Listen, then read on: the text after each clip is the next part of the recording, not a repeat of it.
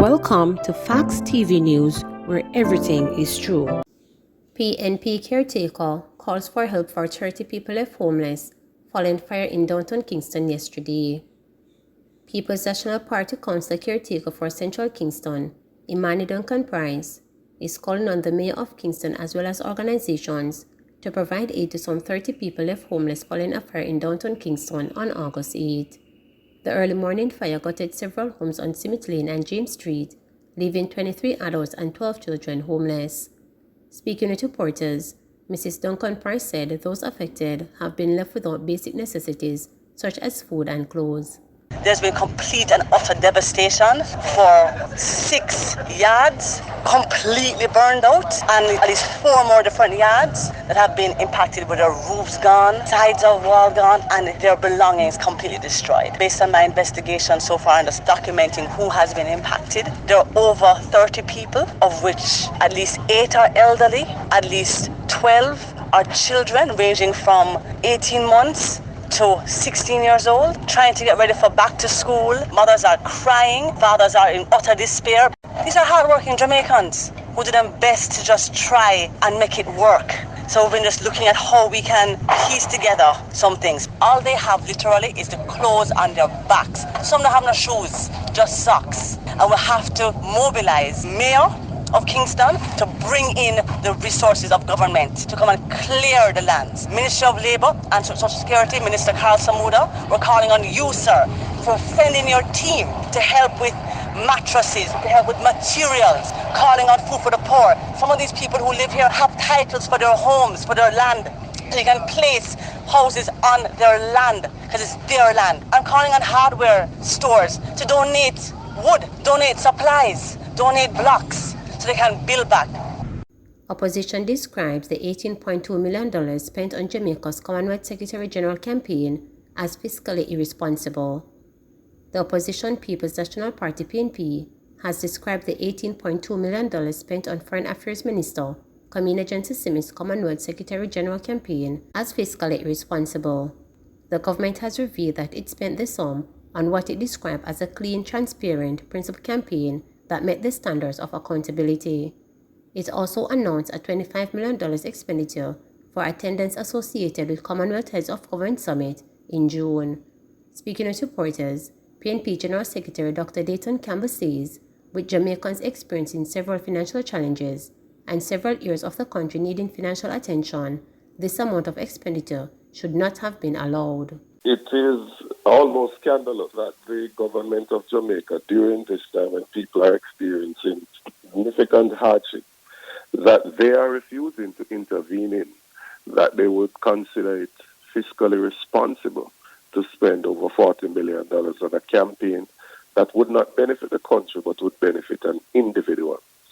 It is ironic that the term fiscal responsibility seems to only apply when one advocates for intervention to be made for the poor and the destitute, those persons who are having difficulty feeding themselves, sending their children to school, even the working poor, having it difficult just to cover their bills, their electricity bills, their transportation bills. But somehow they think it is fiscally responsible to spend on a campaign for an individual. I saw a doctor posted this morning that even the female bathroom at the hospital is not working. And to repair that wouldn't cost anywhere close to $40-something million. Prime Minister seems to have an acute case of amnesia because I'm old enough to recall when he told Portia Simpson Miller that she should not travel as much to some of these events. And I'm sure the delegation would not have been what it was had it not been for the campaign. What this government tries to do at all times is to put on a show, right? It's theatrics. So the country, crime is out of control, cost of living is out of control, the health sector in a crisis, 20,000 students outside of school without the government putting a program in place to locate those students. And we know that education is the vaccine against poverty. So those 20,000 students will be denied that vaccine. And this government thinks that it's okay. Prime Minister comes, Lego the bird, and they say everything is okay. It's theatrics. That's what they focus on.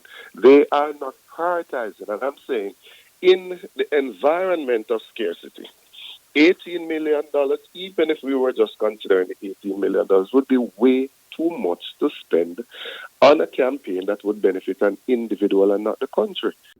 He's coming home soon. Mother of missing 2-year-old remains hopeful 3 months later.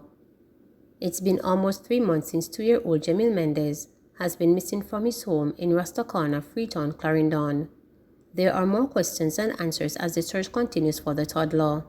His mother, Kira Williams, says she remains hopeful. She believes her son is still alive. Thursday, May 12, 2022, the date that Kira will never forget, her baby boy Jamil, affectionately called JJ, was taken. He has not been seen since. She says she'd given Jamil a bath that day and allowed him to play with other children from homes close by. When she called for him, there was no answer. She says not a day goes by without her praying for his safe return. Ma come home soon. That's my feelings giving me. From the day missing me, and other feelings that him dead or nothing. Just have my hope I say, me go see baby soon. Try my best to keep around people, she no break down, but still a break down because most of the time, me remember when you used to do around me. So it's not easy at all. Me feel like a somebody want a baby and me and take him up. Me feel like. But to me I feel now, me I wonder if him in a good arm. If them treat him like me used to treat him. It make me hard. I wonder if him if he happy like when he used to be here and them something there, so I don't know.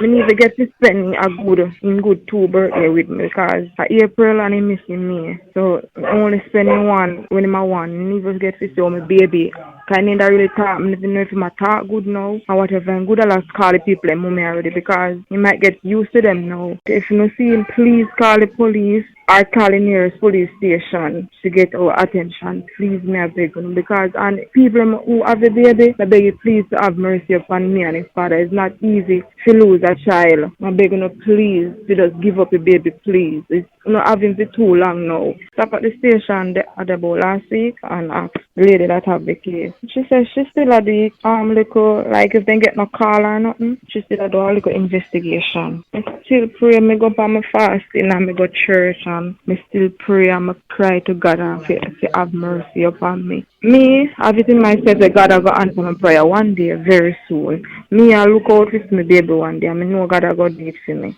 Jaqueur for court today.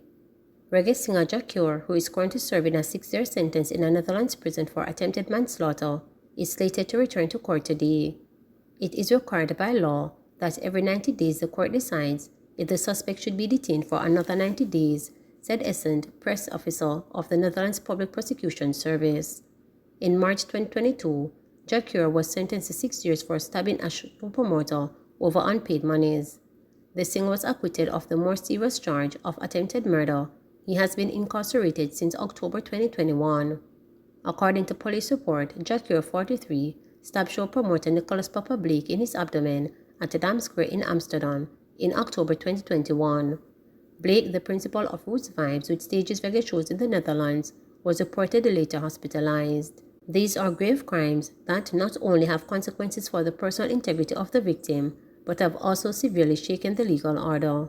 Because the victim was stabbed in broad daylight and in the busy city center of Amsterdam, it evokes feelings of unsafety among the general public, said prosecutors at the singer's trial. Following the singer's sentencing, Dutch prosecutors appealed to the court against the acquittal of the attempted murder charge. Jaqueur's attorney has not yet responded to a request for comment.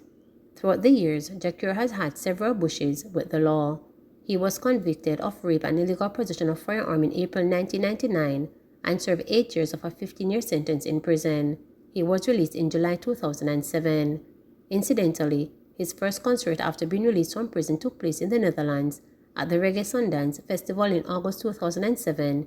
He was the headlining act. Jaqueur is known for the hit songs Longing For, Love Is 2005, and True Reflection, Prison Walls. His 2015 album The Cure, which included the songs That Girl, Rasta and Life We Live, earned him a Grammy Award nomination for Best Reggae Album that year. Prime Minister Andrew Holness stated that the government is serious about protecting and preserving our natural environment. It is important to state that we have created institutions to act in protection of our environment while promoting sustainable development, NEPA and the NRCA. This administration has protected the cockpit country.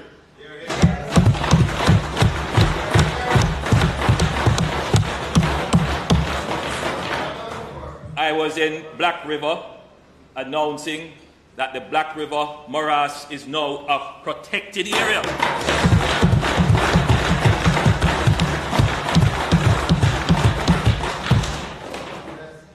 And I indicated that very soon, possibly after the celebrations when Cabinet resumes, the Cabinet will give approval for the protection of the Pedro banks as another protected area.